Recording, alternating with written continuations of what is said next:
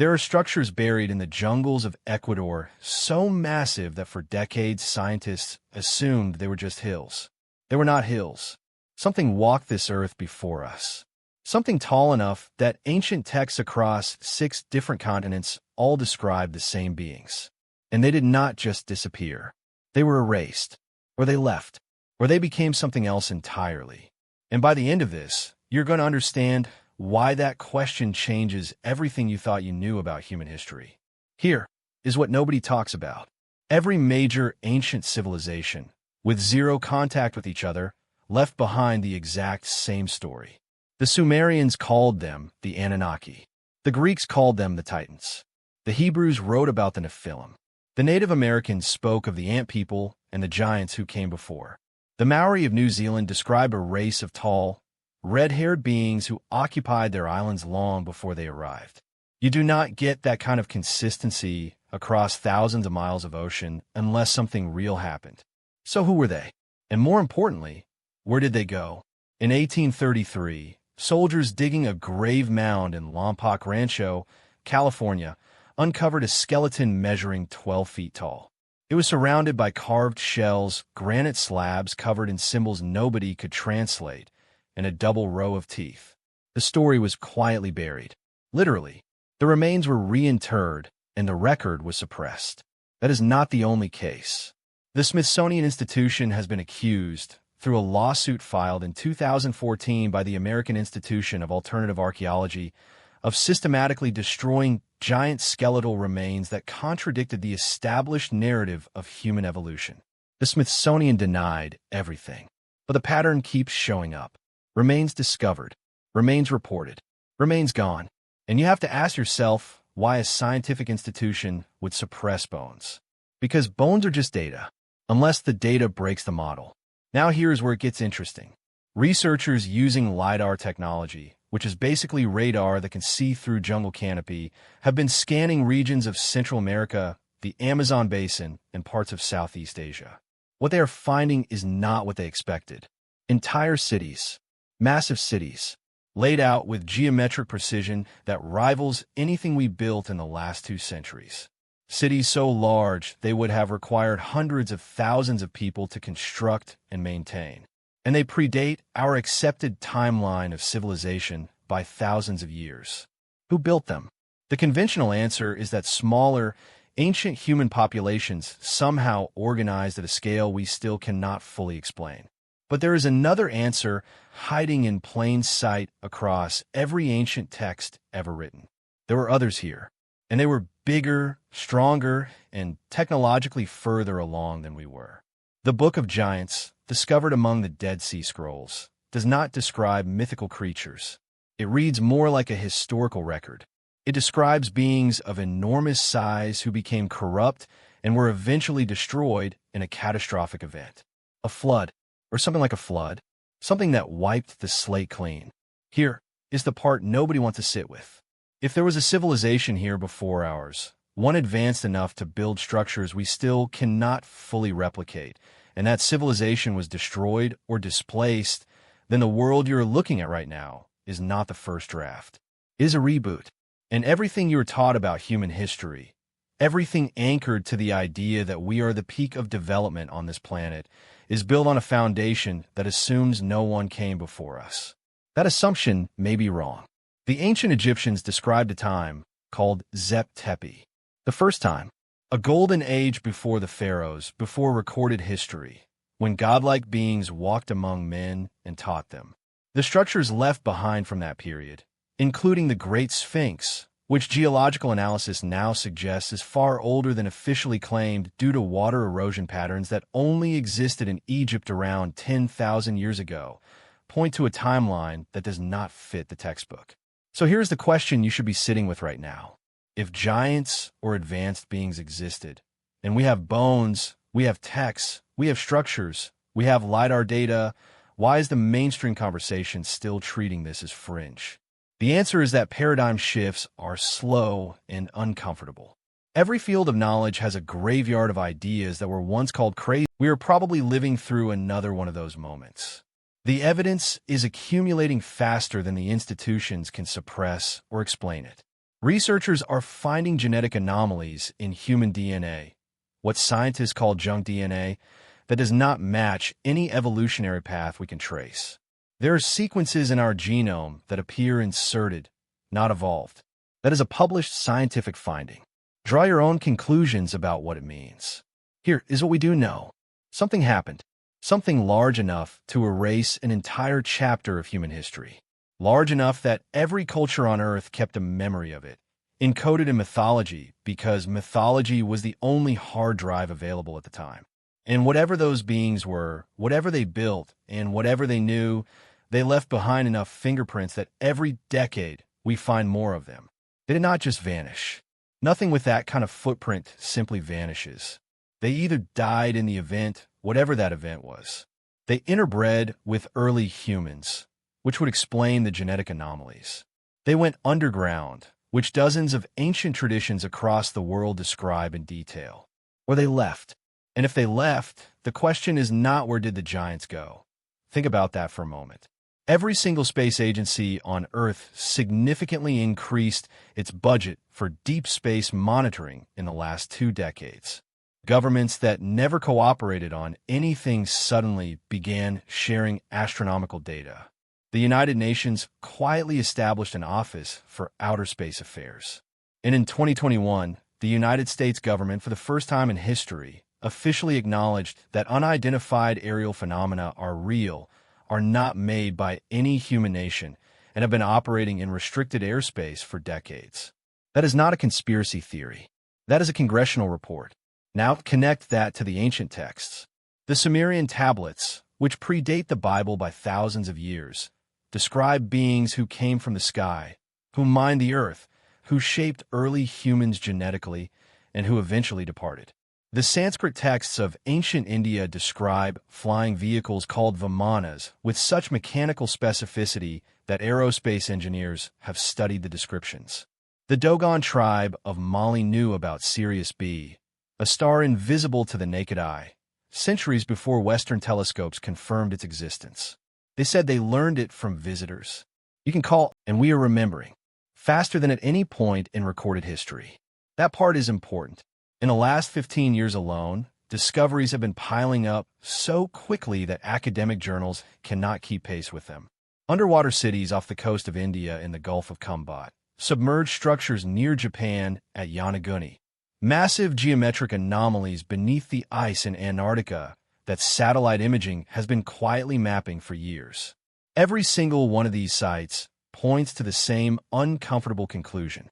Civilization is older than we thought. Far older, and something interrupted it. Here is what gets buried in the noise of daily life. You are living in the most extraordinary moment of archaeological and historical revelation in human history.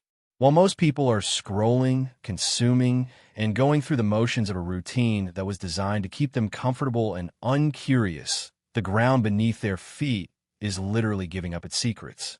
Researchers diving off the western coast of Cuba found what appears to be a submerged city at depths that would have required sea levels to be dramatically lower, meaning it was built at minimum 10,000 years ago. The Cuban government confirmed the discovery. Then nothing. No further excavation was funded. No major headlines followed. The story evaporated. Stories like that do not evaporate by accident. Here is the pattern you need to see clearly. It is not that the information is hidden in some impossible vault.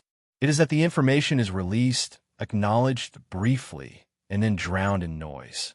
The algorithm buries it. The news cycle moves on. And most people never connect the dots because the dots are spread across geology, genetics, archaeology, mythology, and astrophysics, and nobody is taught to think across those fields simultaneously. But when you do connect them, the picture that forms is staggering. The DNA evidence alone should have rewritten every history textbook on Earth. In 2010, the sequencing of Neanderthal DNA revealed that modern humans outside of Africa carry Neanderthal genes, meaning interbreeding happened. That was earth-shattering.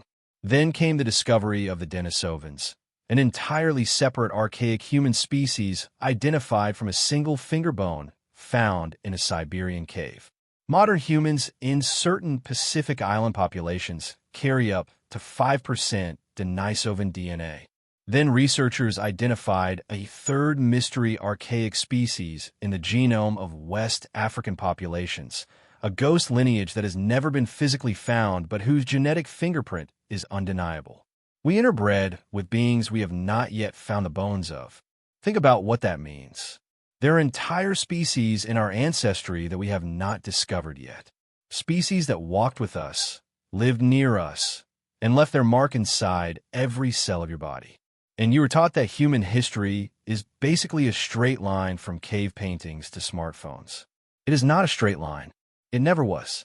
There are researchers, serious credentialed scientists, who now believe that human beings did not evolve on this planet in the traditional Darwinian sense.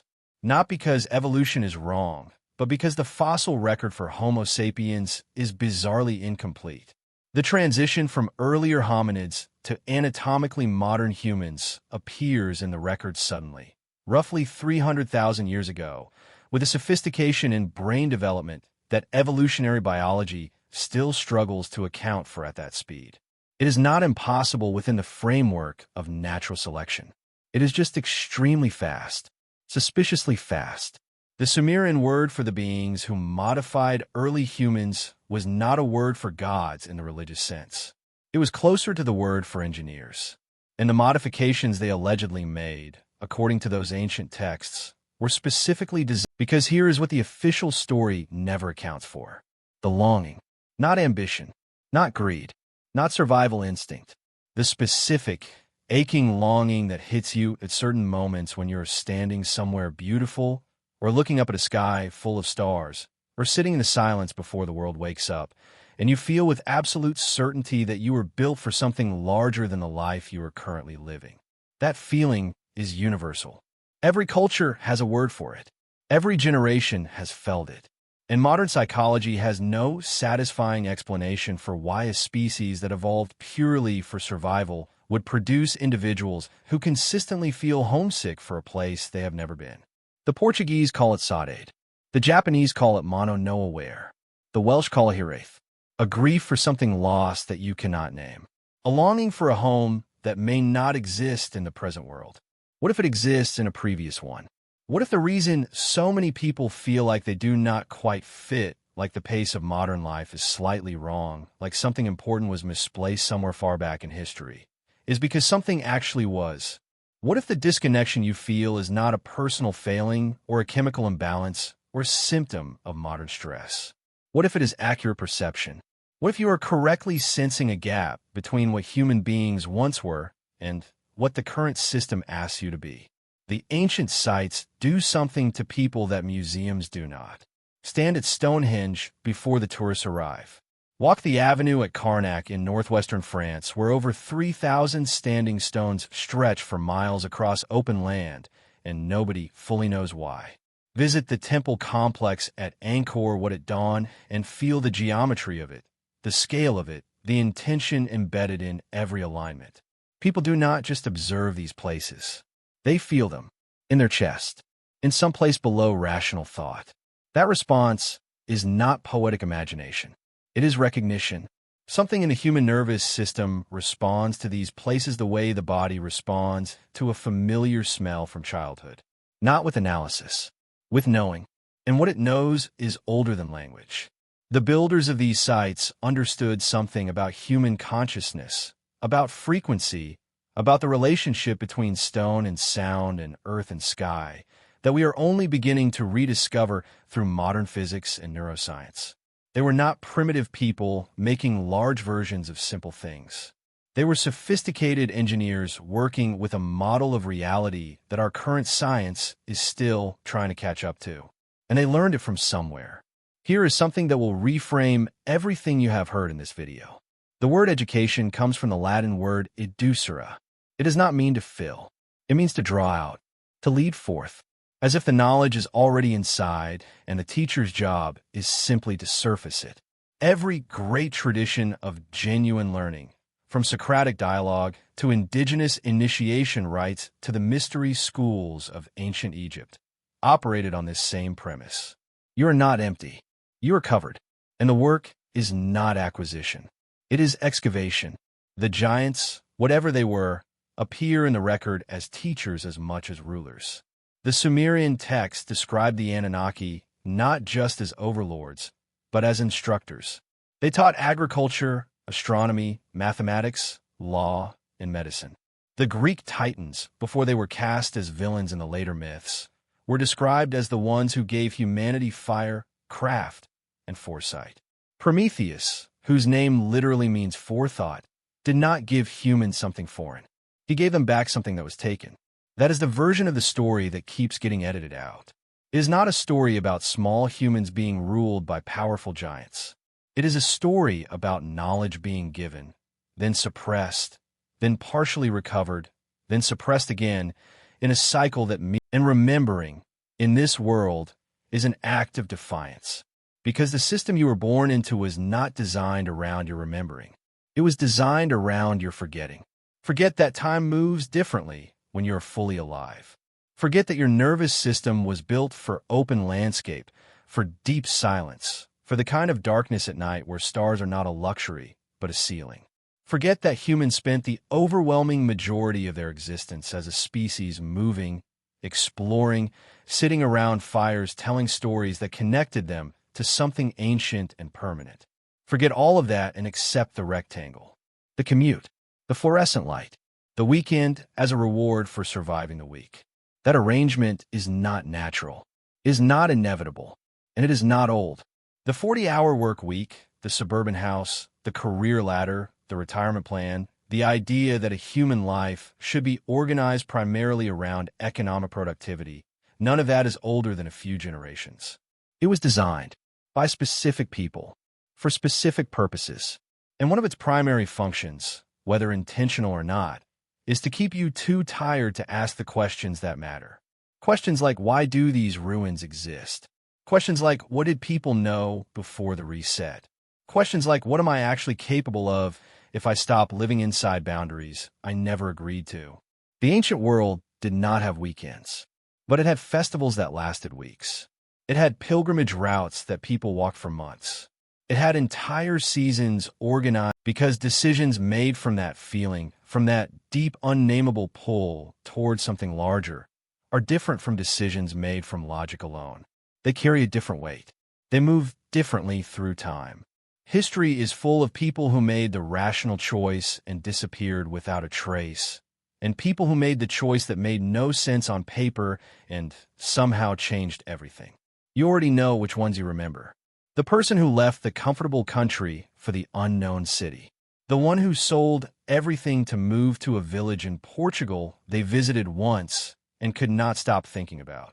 The one who took the slow boat down the Mekong instead of the flight, arrived weeks late, and found something in that slowness they had been looking for their entire adult life. These are not irresponsible people. These are people who trusted a signal that most people have been trained to ignore. The ancient world understood that signal. It built entire systems around honoring it. The vision quest of the Native American traditions was not a holiday. It was a structured encounter with the self beyond the self. The walkabout of the Australian Aboriginal peoples was not wandering. It was a deliberate navigation of inner and outer landscapes simultaneously, a recalibration of the person to the world and the world to the person. The grand tour of 17th and 18th century Europe, undertaken by young aristocrats before they assumed their roles, was built on the premise that a person who had not been genuinely displaced, genuinely made foreign to themselves by exposure to the unfamiliar, was not yet ready to lead anything. Displacement is not the enemy of identity. It is the forge of it. Every traveler knows this in their body, even if they have never put language to it.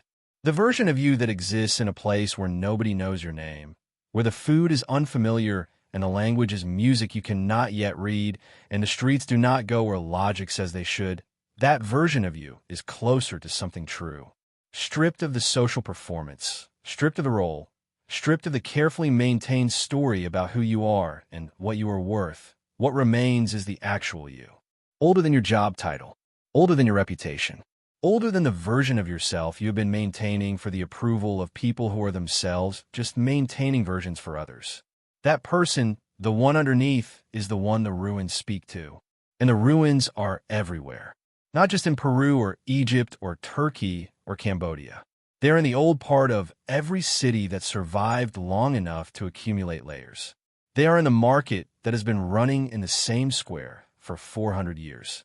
They are in the face of the elderly woman in a village in Ghana who looks at you with eyes that have seen so many versions of the world that your urgency seems, gently, almost amusing to her. They are in the mountain that was sacred before anyone alive can remember why and remains sacred anyway, because some things do not need justification. The world is not running out of mystery. It is running out of people willing to slow down long enough to encounter it. The giants built slowly, impossibly slowly by our standards. Stones that took generations to move, sites that were constructed over centuries, astronomical alignments calculated across timescales that assumed the builders would never personally see the completion. They were working for something beyond themselves, for people they would never meet, for a future they could only imagine. That is a different relationship with time than the one most people are living inside right now. Most modern life is organized around the immediate, the instant return, the quick result, the optimized path from here to outcome.